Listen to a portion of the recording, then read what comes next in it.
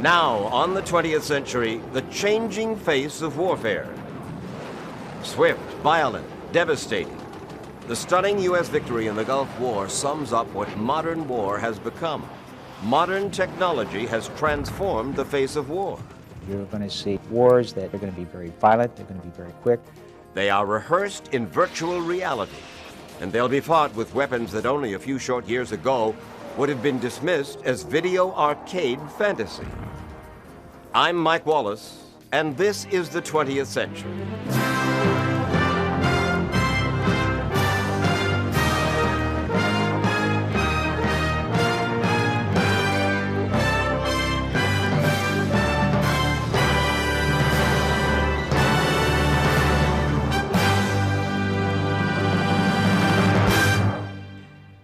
Knowledge is power, so the saying goes, and nowhere is that more true than on the battlefield.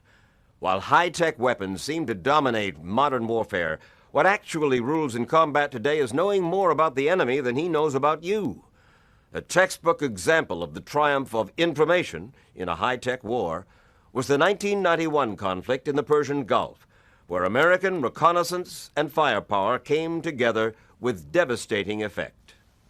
5, 4, 3, 2, 1, launch. Ladies and gentlemen, Operation Desert Storm has begun. Permission plan, rules of engagement. Reconnaissance planes and satellites had located Iraq's early warning radar stations. The first thing the United States and the Allies had to do in the Gulf War was take out the eyes and the ears of Saddam Hussein. A CBS News consultant, retired Marine General George Christ, is a former commander-in-chief of the U.S. Central Command in the Middle East.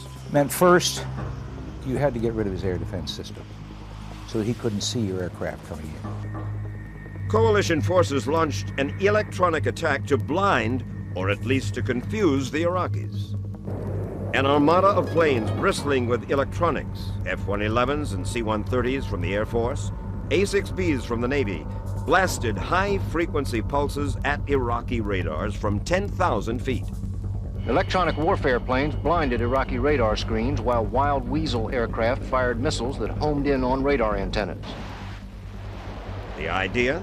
Reduce what the Iraqis know about what you're doing in the air to a trickle, and then destroy their critical operations facilities. Army Apache helicopters and Air Force A-10s went after Iraqi command centers and radar sites in Kuwait. To begin with, the air war was concentrated on trying to knock out the central nervous system, if you will, of the Iraqi military. Command sites, communication sites, radars, and the like. The air attack was devastatingly successful, decimating Iraqi defenses, taking out anti-aircraft guns, Soviet-made surface-to-air missiles, plus any enemy planes that tried to fly. That black dot is an Iraqi MiG about to be shot down by an American fighter. Without any help from radar on the ground, the Iraqi pilot could do nothing but bail out before the missile hit. Blast! Blast! The Iraqi early warning system has completely failed, and their aircraft have been caught totally by surprise when we attacked them. The attack underlined how important information is in modern warfare. Basically, by blinding the Iraqis, the attack left the U.S. free to operate at will over the skies of Iraq. At the same time, U.S. radar was working overtime. Everybody that has been involved in any kind of conflict, they want to know what's on the battlefield before you get to the battlefield. And the best thing that you can have going for you is radar. Modern radar often spells the difference between victory and defeat in the air. It detects aircraft by beaming radio signals off a plane, then picking up the echoes on the rebound. It was invented by the British to fight the German Air Force in World War II. Radar, primitive as it was, and it was very, very primitive, allowed the British for the first time to say, here's where they're coming from and here's where they're going to. English cities are indiscriminately battered, but Britain stands free, protected by its radar towers against daytime mass precision bombing and invasion. It will later be said that radar played the greatest single part in victory. By the time of the Persian Gulf War, radar had evolved into a sophisticated tool that worked just like a long-range, high-speed, high-resolution camera. During World War II, all radar could do was basically ranging and detection. What radar can do today is ranging, detection, and imaging.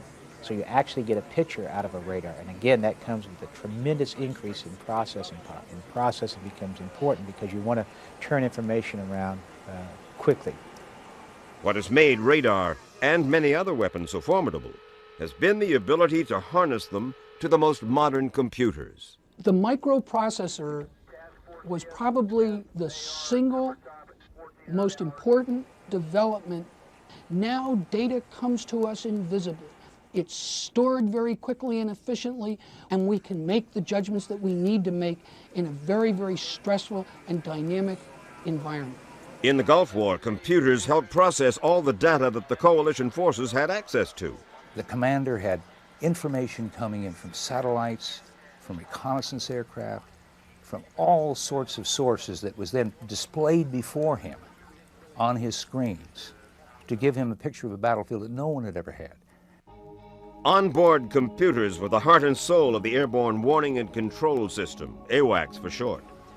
Data processors managed the surveillance and identification of unknown aircraft over the Persian Gulf. The AWACS is a giant traffic cop and eye in the sky. What did the AWACS do that nobody else could do? It could sort them all out. The basic situation as we have it now is here we are randomly orbiting in this area. We're concentrating our surveillance in Kuwait. This is Kuwait City here, and of course Iraq. We're watching for any tracks at all.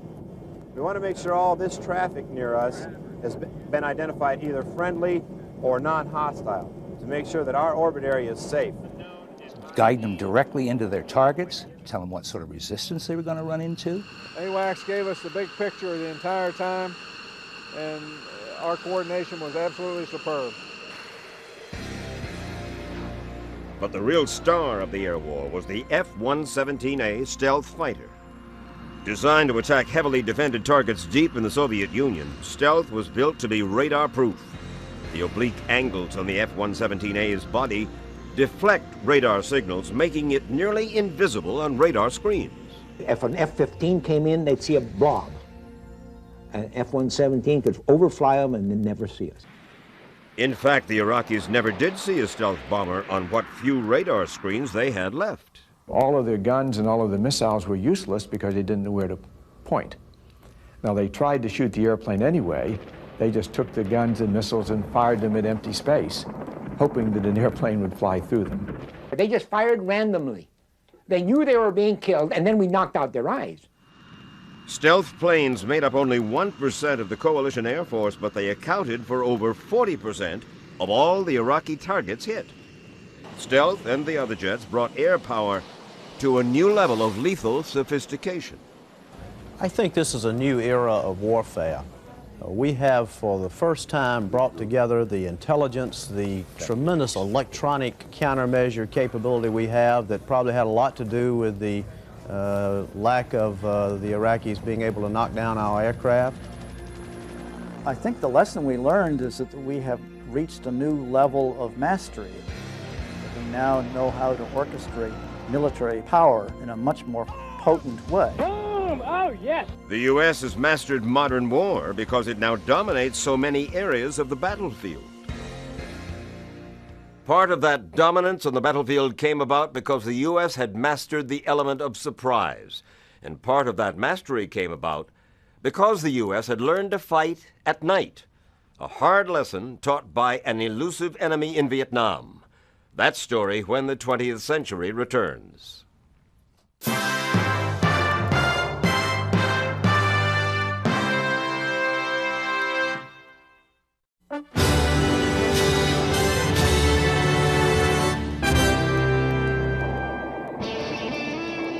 In the Vietnam War, the United States was up against an enemy that struck by surprise in the dark of night. The Viet Cong were able to carry out nocturnal raids with stunning success, and thus level the playing field against an enemy, the United States, equipped with far more firepower. He who owns the night wins the war. The U.S. did not own the night in Vietnam, but in the years since, The Pentagon has added to its arsenal new weapons and equipment that have enabled its forces to control the war in the dark. Some of the new nighttime gear was used for the first time when American troops invaded Panama in 1989. The Army says without it, they couldn't have invaded Panama. It's not a tank or a missile, but a 1-pound piece of equipment that enables helicopter pilots to turn night into day.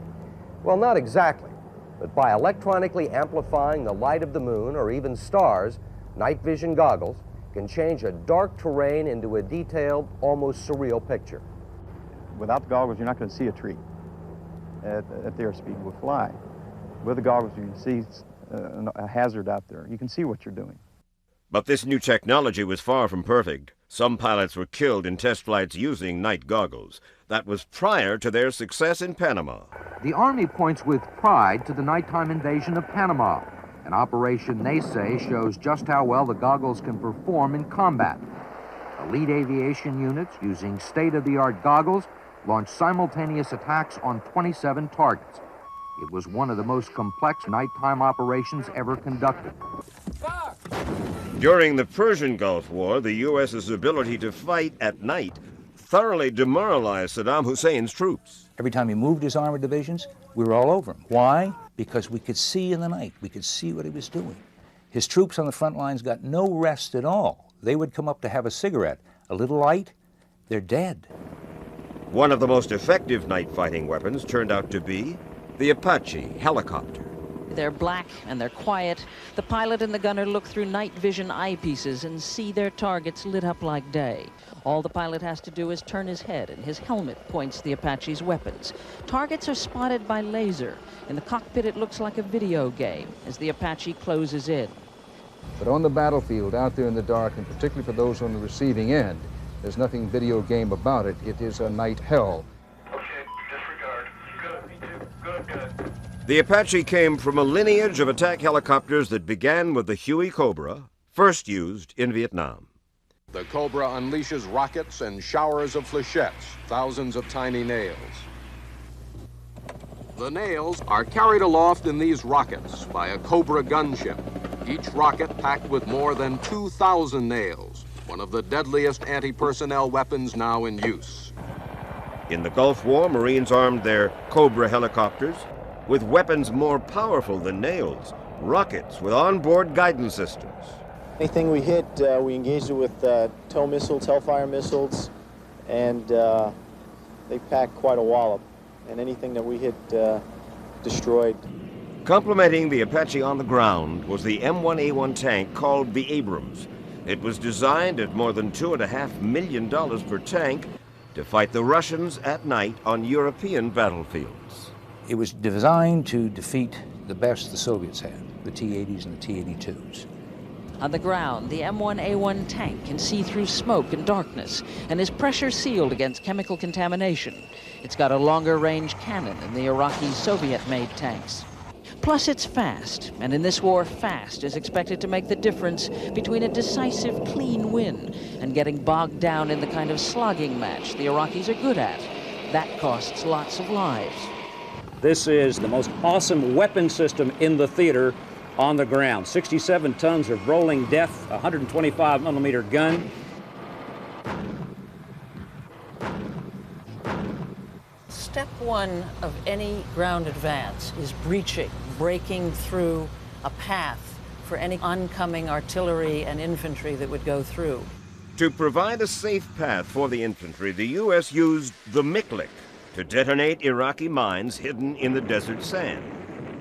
What is expected to be the workhorse mine-clearing device, the Miklik, for the U.S. Army is practically experimental.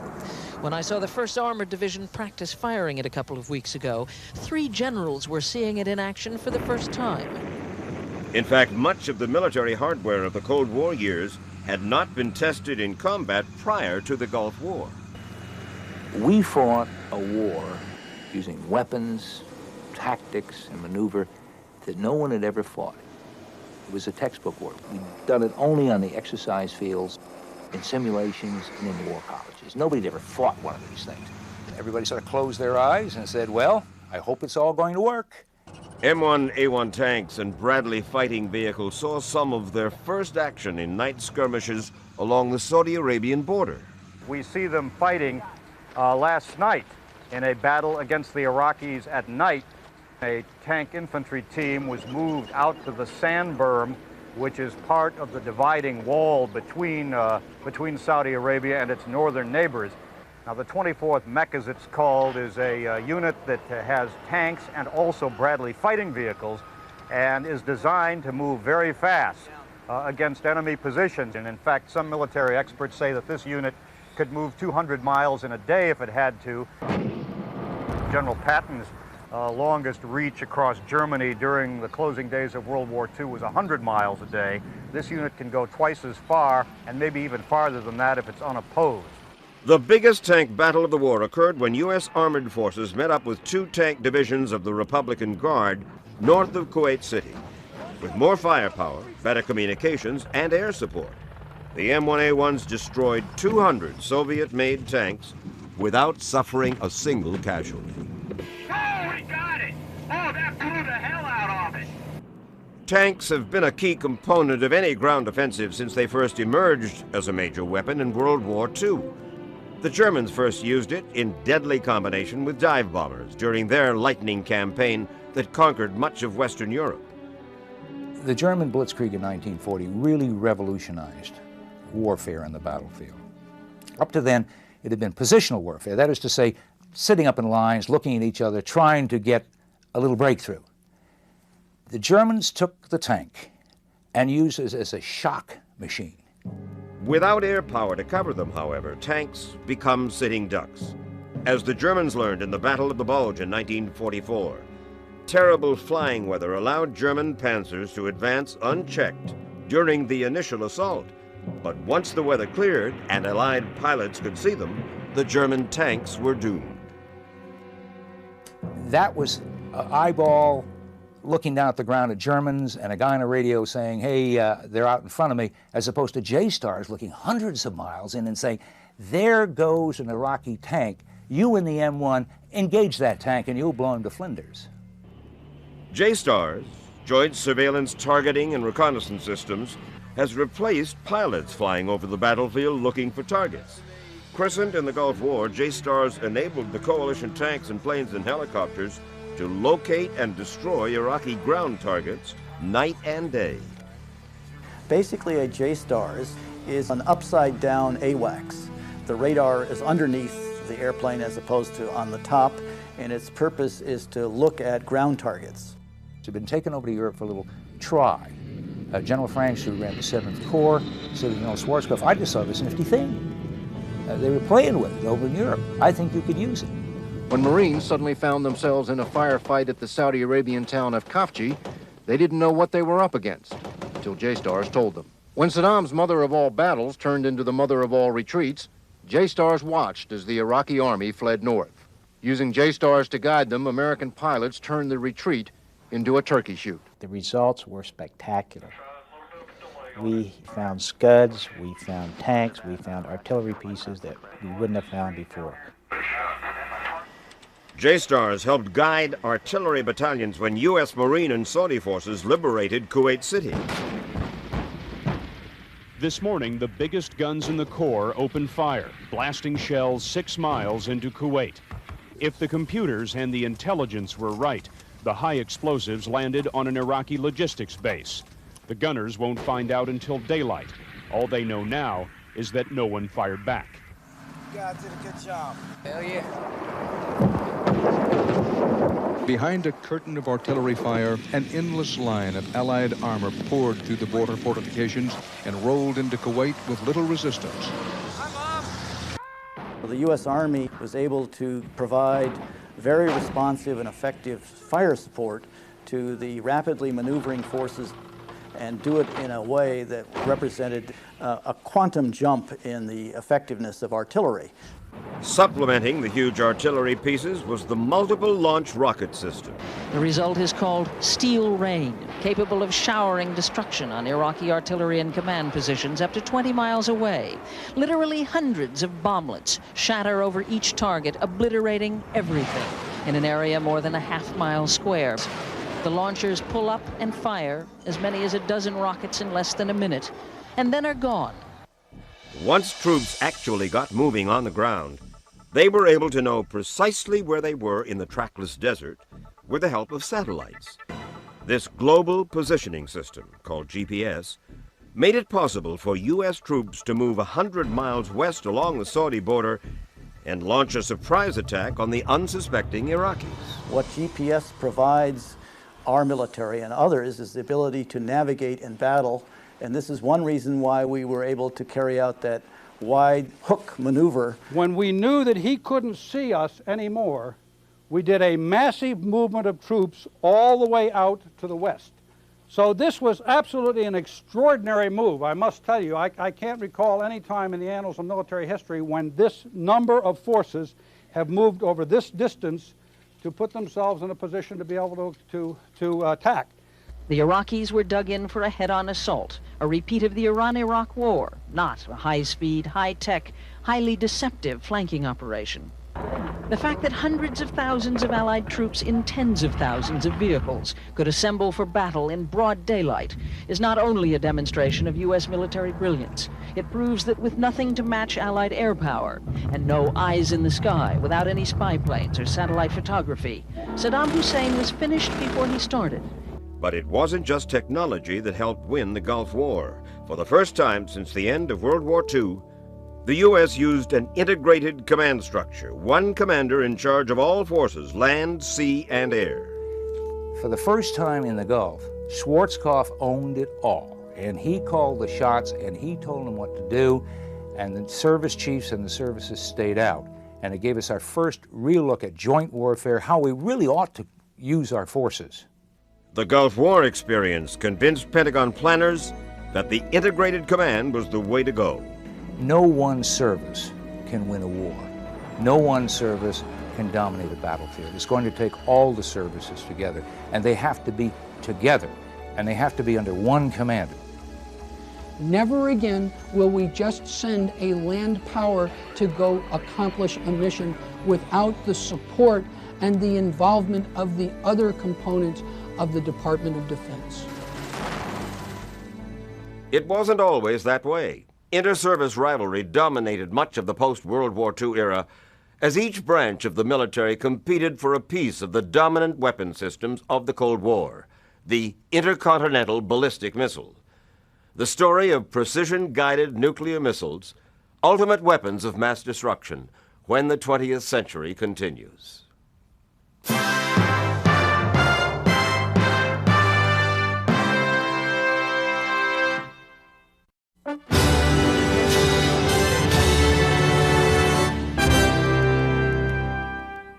No matter how potent the weapon, unless it is accurate, it is just about useless. So during the Cold War, both the United States and the Soviet Union placed a premium on developing the most accurate of all weapons, the precision-guided missile. When American-made Patriot missiles knocked down Soviet-made Scuds in the Persian Gulf War, albeit with moderate success, it marked the first time under actual combat conditions that one guided missile intercepted and destroyed another missile. This U.S. Patriot missile battery knocked a Scud out of the sky this morning as it bore down on Saudi Arabia. The American missile looked like an orange streak and hit the incoming Scud above the clouds. Although the use of rockets in war dates back as far as the ancient Chinese, modern ballistic missiles made their appearance in the closing days of World War II. Germany began a terror campaign by launching first the V-1, then V-2 missiles from Germany and Holland, aimed at London. When the war ended, the Americans and Russians scrambled to enlist the world's best experts, the German rocket scientists. Both sides were by now convinced that rockets were the wave of the future. The Cold War, the contest between Russia and the United States, brought the intercontinental ballistic missile into the forefront because air defenses had gotten so sophisticated on both sides that manned bombers would have great trouble penetrating. Intercontinental ballistic missiles, or ICBMs, could hit targets as accurately as bombers, and they could do it a lot faster without risking pilots' lives. The first ICBMs were almost as crude as the old German V-2s. Initially, they were pretty primitive, city busters kind of thing.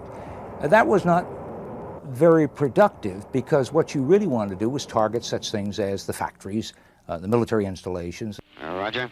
We have a launch enable light at this time. But more accurate guidance systems, coupled with the miniaturization of computer electronics, rapidly made ICBMs equipped with thermonuclear warheads the deadliest killing machines mankind had ever invented. Soon that same computer technology was applied to bombs dropped from planes. These so-called smart bombs, which had laser guidance systems, were first used in the Vietnam War in 1972. In the late 70s, the U.S. developed an even more versatile weapon called the cruise missile. It could be equipped with either nuclear or conventional warheads. And with its ground-hugging guidance systems, cruise missiles were almost impossible to defend against. Tomahawk is the ground-launched cruise missile packaged and sold by its manufacturer, General Dynamics, as a wonder weapon. About 20 feet long, it has a small, pilotless jet engine that gives it a range of some 1,500 miles. The nuclear warhead it carries is 10 times more powerful than the Hiroshima bomb. With a pre-programmed computer memory, knowing where it is at all times, it feels its way across the landscape, flying at treetop level to avoid radar, and is so accurate that it can hit, say, the dining room in the Kremlin. Not from the United States, but from Western Europe. The cruise missile, armed with conventional warheads, soon became the weapon of choice of the U.S. Navy. Well, it's very, very brave, of course. It has no kids at home, so therefore it's inclined to do what it's told, and it can do a very good job. The first time a Tomahawk was ever fired in anger at anyone was in the Gulf War. One of the first shots fired was this, a cruise missile launched from an American warship in the Persian Gulf. More than 100 of these low-flying unmanned aircraft were fired in the first 12 hours. One of them scored a direct hit on Saddam's presidential palace. And then was a marvelous weapon when we went to the non-nuclear battlefield, because in the sense of the Navy, you put a non-nuclear conventional warhead on the thing and had a 1,000-pound bomb that could do exactly the same job. So it was one of those very fine pieces of technology developed for one war that worked exceptionally well in another kind of war. Compared to the indiscriminate carpet bombing of World War II, the bombing runs of the Persian Gulf War were exercises in surgical finesse. Precision-guided munitions allowed U.S. pilots to hit their targets and so minimize large numbers of unnecessary civilian casualties. Each day of the air war brought more visual evidence of what high-tech weapons such as smart bombs could do. Guided with precision by lasers or radar, these bombs fell on their targets with pinpoint accuracy. The next one is a Scud storage building in Kuwait, and keep your eye on the entrance to the storage. Again, the pilot has released his bombs about 2 miles away. He's banking away from the target, leaving the target area, lasing the target, and you'll see 2 bombs fly into the door of the storage bunker. And you'll be able to count each bomb. 1, 2. Small, precise missiles were used to support ground operations during the Persian Gulf War, none with more success than the Maverick. The Maverick is a precision-guided missile used to take out individual targets like tanks and artillery pieces. The pilots here say it is the weapon of choice to be used after the massive strategic bombing begins to wind down. The Air Force says Mavericks kill targets more than 80% of the time. Returning pilots are impressed. These planes are concentrating on Iraq's elite troops, the Republican Guard. Pilots report a devastating impact. Even while the U.S. made enormous strides developing offensive ballistic missiles during the Cold War, it kept worrying about mounting an effective defense against them. So both the U.S. and the Soviet Union spent billions trying to develop an effective anti-ballistic missile system. It is foolish for the United States of America not to go forward with the art of anti-ballistic missiles, particularly with the Soviet Union moving forward as rapidly as they are with their research and development program in this area. The job description for anti-ballistic missiles, ABMs, was to knock down missiles carrying nuclear warheads before they reached American soil. But hitting missiles with other missiles was easier said than done. That is one reason both the U.S. and the Soviet Union agreed to stop spending money on ABMs in their first Strategic Missile Accord in 1972. A decade later, Ronald Reagan revived the idea of ABM, this time using high-tech weapons such as lasers, with his billion-dollar scheme for killing Soviet missiles that came to be known as Star Wars. I call upon the scientific community in our country, those who gave us nuclear weapons, to turn their great talents now to the cause of mankind and world peace, to give us the means of rendering these nuclear weapons impotent and obsolete. Mr. Reagan has ordered a long-term research and development project which will explore a high-tech anti-missile system. It could include the use of microwave, particle, or laser beams that could be operated from the ground or from satellites in space. A rocket motor ignites and suddenly is demolished by a laser beam. These pictures of another successful Star Wars test were released today by the Pentagon. The general in charge of the program is ecstatic. We are seeing invention and innovation coming along at just an incredible pace. But what purpose do tests like this, in which a projectile destroys a scale model of a nuclear warhead, what purpose do they really serve? Well, I think primarily they're stunts. It's sort of, gee whiz, these are things we can do. But I think it's important to put that in perspective and emphasize how different that is from a defensive system that has any way, any hope of increasing our security. What happened is they got enamored with the technology. They reached way out for technologies that might be feasible. They went too far, and the technologies weren't there that they thought were there. In fact, it turned out that much of Star Wars was designed as a bluff to get the Russians to spend vast amounts of money on their own version of Star Wars. Former members of the Reagan administration are quoted this morning as saying Star Wars officials rigged a test to fool the Kremlin and Congress. The New York Times says deceptive data about a 1984 test helped persuade the Soviets to spend billions of dollars to counter the space defense initiative. Star Wars may have been at least partially science fiction, but the Patriot missiles used as improvised ABMs in the Gulf War were real. It was the only weapon the U.S. had in its arsenal to knock out a Scud-like threat. They are among the first heroes of America's Gulf War. The first Patriot units went into Saudi Arabia right behind the Ready Brigade of the 82nd Airborne Division. Any ballistic missile is a hard target to take down. There's nothing, absolutely nothing, that can deal with a tactical ballistic missile in the free world. Except the Patriot. Exactly. That's it. Period. The Patriot is a computerized missile built around sophisticated radar that not only detects the target, but steers the missile once it's fired. It was never fired in combat until now. The Patriot was designed to be a missile to knock down airplanes. It was never designed to take down missiles, and it certainly was never designed to defend a city or a large area. When the war came along and Saddam cracked off his Scuds, a prototype, which they had been working on at the proving grounds to see if this thing might be able to take down missiles, was rushed to the battlefield. Initial reports on the Patriots were too good to be true, and in fact, later, its success rate had to be downgraded by the Pentagon. In fact, the Defense Department concedes that the Patriot didn't hit as many Scud warheads as everyone thought. More often, the bright explosions in the night sky were fuel tanks. Many of the warheads still hit the ground, and that's not a model you'd want for destroying nuclear missiles. But despite its mixed record in the Gulf, the Patriot proved you could knock down incoming missiles with missiles.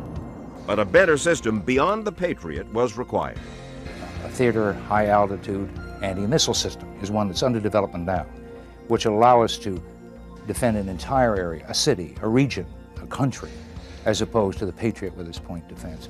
And that's a requirement, because we will face these kinds of threats on the next battlefield, no matter where that battlefield is. The battlefields of the future, wherever they are, will be manned by a new breed of sophisticated soldier trained in all the complexities of high-tech warfare. When we come back, a look at the armed forces of the 21st century and some of the weapons they'll take into battle.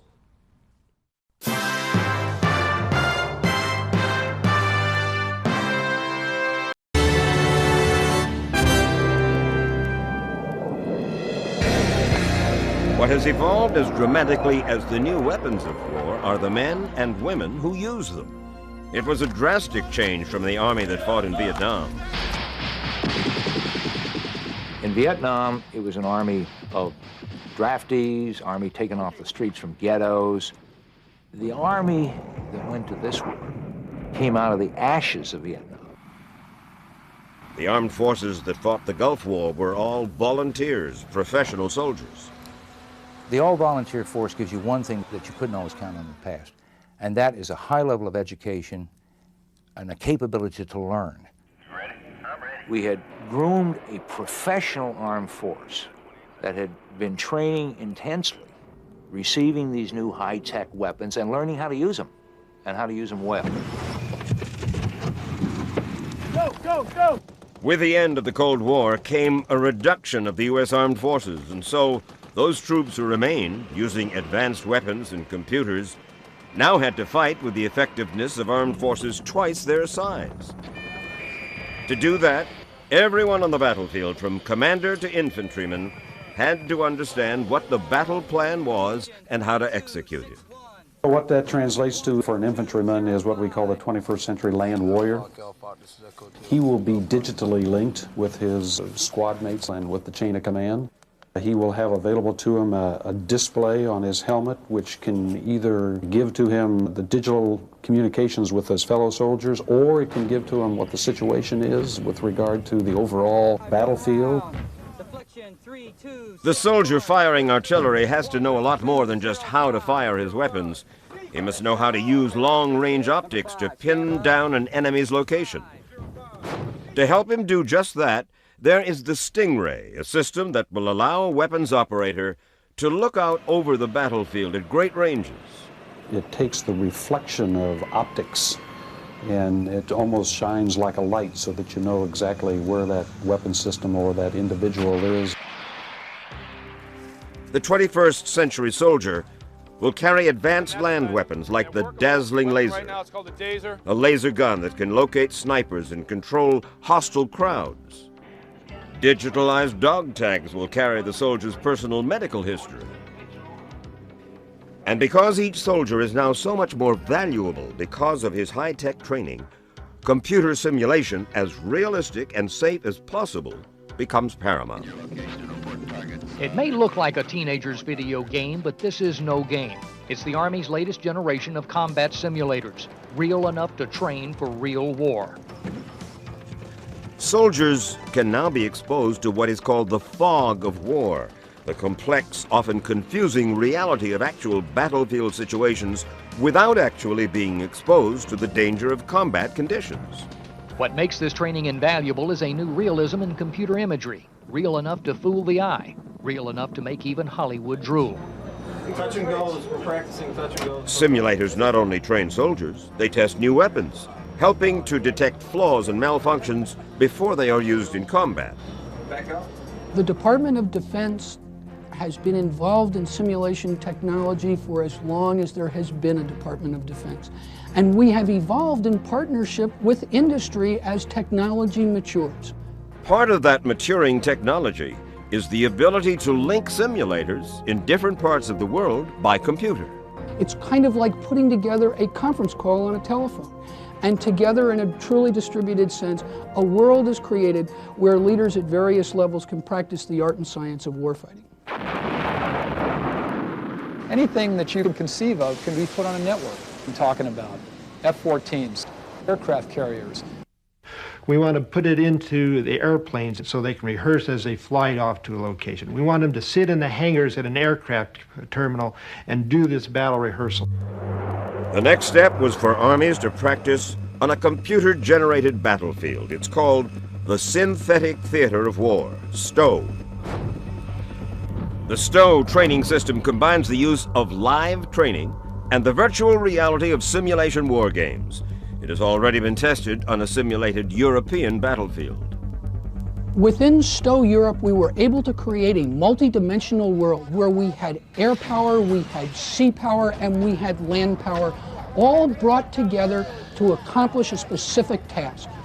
That was not possible to be done before.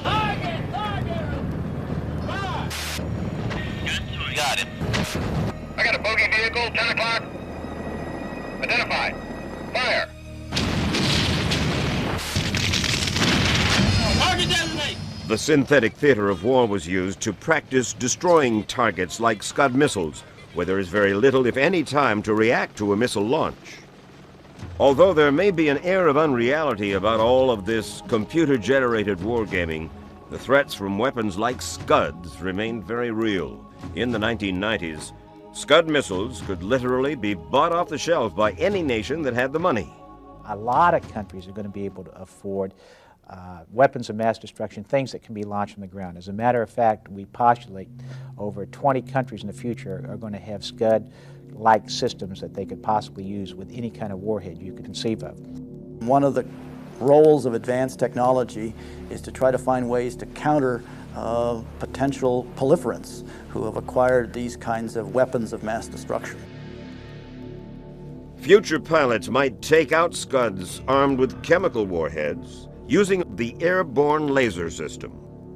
The Air Force is hoping to be able to intercept missiles at ranges of hundreds of miles. With potential threats so widespread, military planners say that the U.S. must be ready to fight two separate wars at the same time. First and foremost, I see that we're going to have two major regional conflicts on hands. And we don't talk about any specific areas. We talk about square nautical miles that we're going to have to cover. To be able to counter those threats, the U.S. in the late 1980s unveiled a new generation of billion-dollar high-tech weapon systems, among them the B-2 stealth bomber. Absolute epitome of global reach and global power. With a B-2, you can, if necessary, penetrate any air defense. But critics said the B-2 was too costly and beset with technical problems, and that another stealth plane, the F-22 fighter, was redundant in a nation that already had air superiority. It would combine stealth with supersonic speed, the ability to patrol vast stretches of enemy airspace quicker than anything in the skies, virtually undetected by enemy radar. The question is, since this plane was built to fight an enemy that no longer exists, the Soviet Union, do we still need it? There are 35 countries in the world with very modern airplanes, what we call fourth-generation airplanes, which is the equivalent of an F-16, the near equivalent of an F-15, 35 countries. We need to be prepared to deal with that kind of a threat wherever it may occur, wherever U.S. interests might be threatened. But opponents of the F-22 pointed out that most of the countries with sophisticated air forces are friendly to the U.S. Despite the arguments, development proceeded on the F-22, and work also proceeded on a tank killer called BAT, for brilliant anti-armor tactical weapon. Using its acoustic infrared sensors, BAT listens for and locates targets moving at night or in bad weather. What the new guided munitions represents is a trend of increasingly more intelligent fighting machines that are autonomous, like robots. The Pioneer UAV, an unmanned aerial vehicle, has already flown surveillance missions during the Gulf War. UAVs with more sophisticated radar and navigation systems, like the Predator, have the potential to perform other tasks. One could easily imagine in the future these unmanned vehicles could be armed and could intervene and attack targets in the air or on the ground. This new American arsenal, unlike the one built during the Cold War to fight the Soviet Union, is geared specifically to face hostile regional powers. We're not looking at World War III. We are looking at limited wars with technology on both sides. And the technology we have to assure our troops have is superior to that which is going to be brought against us on these local or regional battlefields. Ultimately, military planners say all this new gadgetry will save lives, both military and civilian. Advanced information technology, coupled with massive firepower, will allow U.S. forces to get in and out of conflicts with overwhelming speed and force. That's what warfare is going to be about in the future. You're going to see wars that they're going to be very violent, they're going to be very quick, and they're going to be information-driven. Information-driven, yes, but driven ultimately by humans, not machines. When we return, some final thoughts on the soldiers of the future and on certain aspects of warfare that will never change.